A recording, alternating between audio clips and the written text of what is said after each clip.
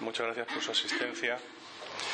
Quería, antes de comenzar la rueda de prensa como tal, quería hacer un pequeño inciso. Como saben, hace unas semanas hemos tenido en el Partido Popular de Ciudad Real un congreso provincial en el cual la agrupación local de Puerto Llano ha salido muy reforzada. En principio, el número de compromisarios que usualmente suele acudir a estos compromisos está entre 30 y tantos. En este caso, en Puerto Llano hemos estado cerca de los 50 compromisarios, lo cual ha sido para nosotros un éxito. Y esto ha sido debido fundamentalmente a dos causas. En primer lugar, a el importante incremento de afiliación que hemos tenido en nuestra agrupación local en los últimos años, y también por los resultados electorales que hemos conseguido el año pasado, 2011, con el resultado de las generales que evidentemente ha sido histórico para nosotros. Por ello, en el Comité Ejecutivo Provincial actual no solamente está nuestra presidenta María José Cida y nuestro diputado Joaquín García, sino que ha habido una tercera persona que ha entrado a formar parte del Comité Ejecutivo, que en este caso soy yo, y además con un puesto bastante importante, porque he pasado a desempeñar las funciones de vicesecretario de organización. Y por ello quería dar las gracias públicamente tanto a nuestro presidente Carlos Cotillas como a nuestro secretario general Antonio Lucas por la confianza que han depositado en mí. Tampoco se me escapa que evidentemente es un reconocimiento a la excelente labor y el excelente trabajo que se está haciendo en Puerto Llano, y por tanto también quiero darle las gracias a todas las personas que tienen responsabilidades en nuestra agrupación local, empezando por nuestra presidenta, por María José Ciudad, y a todos los concejales de nuestro grupo municipal. Bueno, y en el tema que nos ocupa hoy, quería transmitirles que tenemos cierta sorpresa, ¿no?, con las últimas declaraciones que están llegando desde el Partido Socialista. Hace unos días la señora Valenciano, que es la número 2 del PSOE en estos momentos, nos dijo, y quiero decirlo textualmente: no tenemos ninguna responsabilidad en la situación actual de España. Después ha habido más declaraciones en este mismo sentido, y realmente creemos que se está iniciando un proceso de amnesia colectiva en el Partido Socialista. Como ustedes saben, el principal problema que arrastra la economía española en estos momentos es cómo financiar la enorme deuda pública que tenemos. Y esta deuda pública no se ha producido en unos días. Hace muchos años que estamos acumulando deuda pública. Y el dato que quiero que conozcan los ciudadanos es que de cada 100 euros de deuda pública española, 47 se los debemos al señor Zapatero. 44 euros se los debemos al señor Felipe González.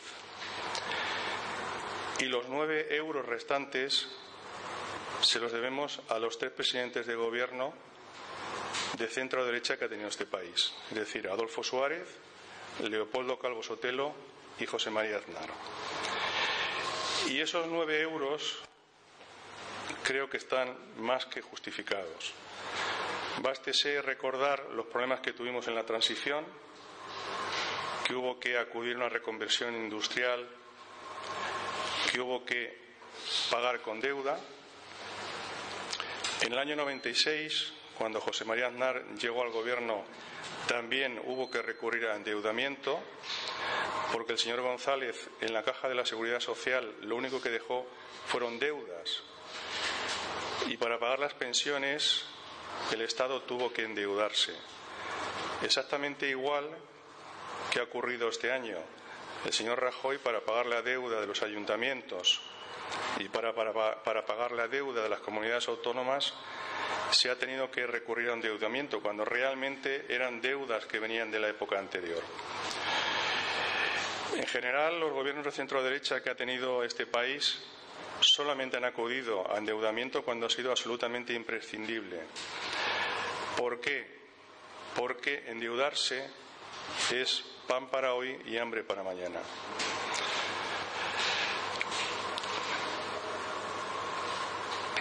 Desgraciadamente, el hambre ha llegado a nuestra sociedad.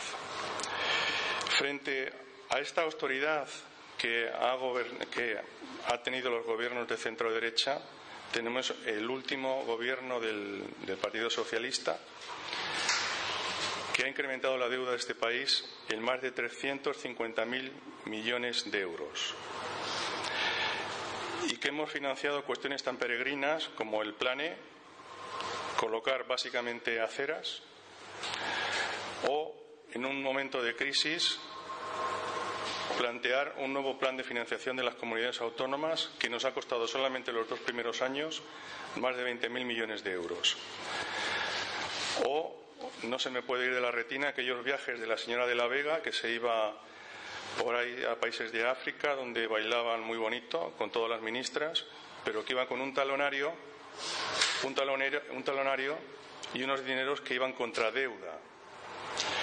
Por tanto, si los señores del Partido Socialista se les olvida alguna vez, se lo vamos a recordar todas las veces que sea necesario.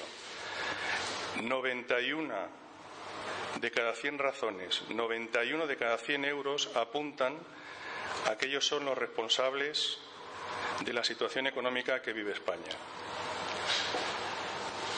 Evidentemente, con lamentarnos no vamos a solucionar el tema, pero sí quería hacer una reflexión y recordar una frase que creo que es importante que podamos recordarla en este momento.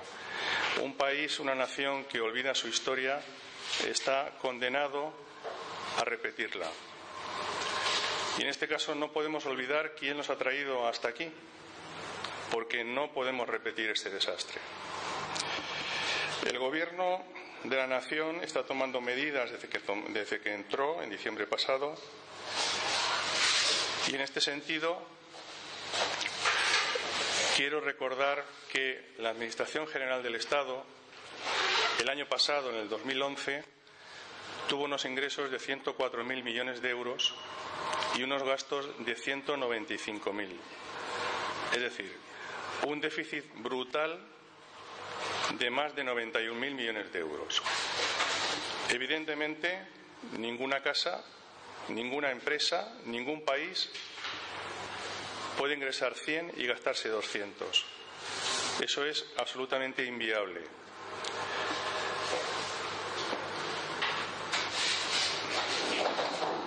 Y por tanto, las medidas que ha tomado el Gobierno son las únicas posibles.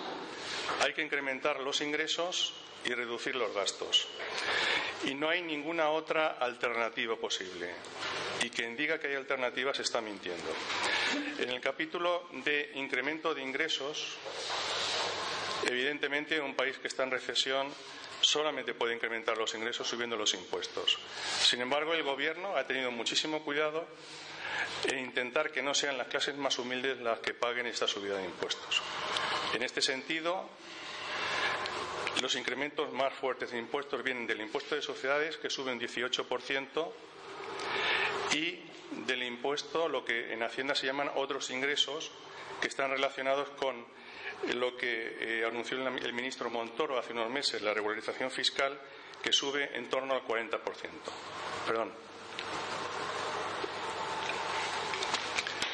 En cuanto al capítulo de reducción de gastos, se va a producir una reducción en torno a los 18.600 millones de euros en este ejercicio 2012, y el capítulo más fuerte de reducción se produce en los ministerios, que bajan sus gastos un 16,9%.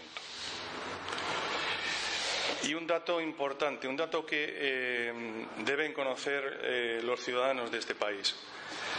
Por cada 4 euros de ingresos que tiene la Administración General del Estado, 1 se dedica a pagar los intereses de la deuda.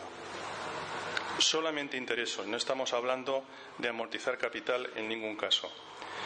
Y otro euro se dedica a pagar el desempleo. Evidentemente, ni el uno ni el otro euro podemos prescindir de ello. Hay que hacerlo y estamos obligados a ellos. Y de los otros 2 euros que restan, el gasto se está haciendo con el mejor criterio posible. El criterio que ha adoptado el Gobierno es que no se quiere prescindir de ningún servicio básico que se preste a los ciudadanos.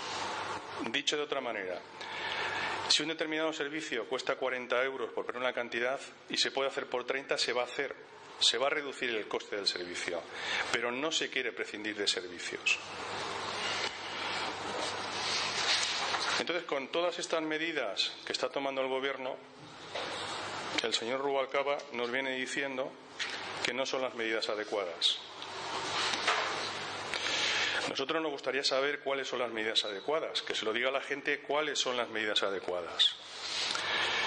Y claro, y a continuación nos preguntamos, si él sabe cuáles son las medidas adecuadas, ¿por qué no las ha puesto en práctica los últimos 4 años? Nos podríamos haber ahorrado muchos sufrimientos y muchos millones de parados. También nos gustaría que el señor Rubalcaba, que ha sido vicepresidente del Gobierno anterior, nos explique cómo es posible que haya habido una desviación de 26.500 euros respecto a lo que tenían pactado con Bruselas. Se han pasado más de 4,5 billones de pesetas en gasto el año pasado. Esto no es una cosa que ocurra de un día para otro. Evidentemente es una cuestión que estaba predeterminada. Ellos decidieron no hacer esa reducción de gastos y, por tanto, lo que sí nos gustaría es que lo explique a los españoles. También nos gustaría que le explique a los españoles por qué razón el año pasado aprobaron el cierre ordenado de la minería española en el mes de agosto. ¿Por qué apoyaron la propuesta de la Comisión? Es un tema bastante importante y no creemos que alguien que haya estado como vicepresidente del Gobierno pueda marcharse de rosita sin explicar cuestiones tan importantes como esta. Y estoy diciendo que lo explica a los españoles porque nosotros en el Partido Popular lo tenemos ya bastante claro. Desde que el señor Rubalcaba es secretario general del PSOE, ellos han optado entre defender los intereses de España y defender los intereses del Partido Socialista, han optado por defender los intereses del Partido Socialista. Por último, quisiera contarles las previsiones del Gobierno para el año próximo, previsiones económicas. Como ya saben, se ha fijado el déficit para el año que viene en el 4,5% del PIB, desglosado por una parte en el 3,8% que será para la Administración General del Estado y el 0,7% para las autonomías. Se ha fijado también un techo de gasto para la Administración General del Estado y para las autonomías, que evidentemente será inamovible porque si no, no cumpliremos los criterios que debemos cumplir para salir de la crisis. También habrá una reducción de gastos muy importante en los ministerios. Se volverán a bajar los gastos de los ministerios en un 12,2%. Y en cuanto al PIB, hay un primer dato, una primera previsión económica positiva, y es que este año, que estaba previsto una reducción del Producto Interior Bruto del 1,7%, el Gobierno prevé que se cerrará en 1,5%. Es un primer dato positivo. Para el año que viene vamos a continuar en recesión, pero esta solamente va a ser del 0,5% del PIB. Y una primera noticia positiva. Yo creo que hace 4 o 5 años que no he oído ninguna positiva. El Gobierno prevé que el año que viene se va a parar la destrucción de empleo, con un PIB del 0,5%. ¿Por qué? Porque el sector exportador de nuestro país está funcionando muy bien. Están subiendo las exportaciones de forma notable. La previsión para el año que viene es que las exportaciones subirán un 6%. También el sector del turismo está funcionando de forma razonablemente bien. Este año el número de viajeros se ha incrementado en un 3%, el número de viajeros que vienen a España. Si bien es cierto que hay una laguna y es el turismo nacional, y en ese sentido hay que decirle a la gente que tenemos que viajar tenemos que consumir. Es normal que exista miedo a la situación económica, pero esa situación económica mejorará bastante si viajamos y hacemos turismo. Y también un sector que está funcionando muy bien es la agricultura. Solamente hay que ver los datos de FERCAM de hace unos días. Y eso a nuestra comunidad autónoma nos va a beneficiar de forma notable, porque es un sector muy importante para la economía de esta región, y seguramente si las exportaciones y la agricultura van muy bien, es posible que Castilla-La Mancha inicie antes el camino de la recuperación. Y por último, quería finalizar como empecé. Efectivamente, el problema que tenemos en este país, el problema económico fundamental, es financiar la deuda pública. Por eso es fundamental que las medidas que se aprobaron en julio en la cumbre de la Comunidad Económica Europea se puedan poner en marcha cuanto antes. Si podemos financiarnos a un interés en torno al 3%, el año que viene la economía española empezará a despegar. Nada más y muchas gracias. Si tienen alguna pregunta. Sí, el plan municipal, hablando de deuda, la deuda de Puerto Llano es una meta astronómica, y se habló hace cosas de 3 semanas, un mes, de una reunión con funcionarios, con interinos, en la que se supone que se le iba a dar a conocer nuevas medidas de ajuste. No sé si tienen conocimiento del Partido Popular, si va a haber más salidas o si es lo que estamos viendo en el Ayuntamiento. No tengo noticias, nosotros no hemos estado en esa reunión. No puedo informarle. Hace unos días el Partido Popular anunció que barajaba la posibilidad de salir del Consejo de Administración de Aguas de Puerto Llano. No sé cómo va ese asunto. Pues ese asunto, el tema de Aguas de Puerto Llano en este momento no hay ninguna noticia nueva. No se ha convocado Consejo de Administración. La persona que lo tiene que convocar es la presidenta del Consejo, que es Maite Fernández. En principio todo está igual y estamos esperando que haya más reuniones para concretar el futuro de Aguas de Puerto Llano. En ese sentido, sí que va a haber reuniones en los próximos días de los 3 grupos políticos municipales y vamos a intentar llegar a un acuerdo para solventar el tema de Aguas de Puerto Llano, como ha ocurrido hasta la fecha, pero no hay ninguna noticia nueva al respecto. ¿Cuándo se tiene previsto precisamente esa reunión entre los 3 grupos políticos? No tengo fechas, no le puedo dar fechas. Todas las reuniones tienen que venir de la presidenta del Consejo de Administración, que le vuelvo a repetir que es Maite Fernández. Ella es la que tiene que llevar la voz, la batuta de la orquesta. ¿Esta reunión en todo grupo la ha propuesto un grupo en concreto? Tienen que venir todas de Maite Fernández, le vuelvo a repetir lo mismo. Una cosa es una reunión del Consejo, otra cosa es una reunión entre grupos políticos. La semana pasada hubo una junta de portavoces y la persona que estaba como presidente de la junta de portavoces, Maite Fernández, ella nos dijo que iba a haber reuniones específicas entre los 3 grupos para solventar el tema. Nosotros esperando. ¿Y la solución de presidencia? Yo entiendo que la solución en la última rueda de prensa que hicimos hace aproximadamente un mes estaba muy clara. Una ampliación de capital de 800.000 euros para solventar el problema que tenemos de déficit de este año y una subida progresiva de tarifas para que el impacto sobre la economía de los ciudadanos sea el mínimo posible. Esa es la solución, eso es lo que siempre hemos barajado y eso es lo que creo que puede salvar la empresa y eso creo que es lo que es asumible por los ciudadanos de Puerto Llano, teniendo en cuenta la situación en la que nos encontramos. Pero eso no se aprobó. No. Vamos a ver, el problema que hubo es que en un momento dado, cuando parecía que habíamos llegado a un acuerdo, Aquagés, que es el socio privado, dijo que no aceptaba esa solución. Entonces, estos meses puede ser que Aquagés haya reflexionado, haya meditado los pros y los contras y en este momento estén dispuestos a aceptar la solución que se planteó inicialmente. De todas maneras, vuelvo a repetir lo que dije hace un mes.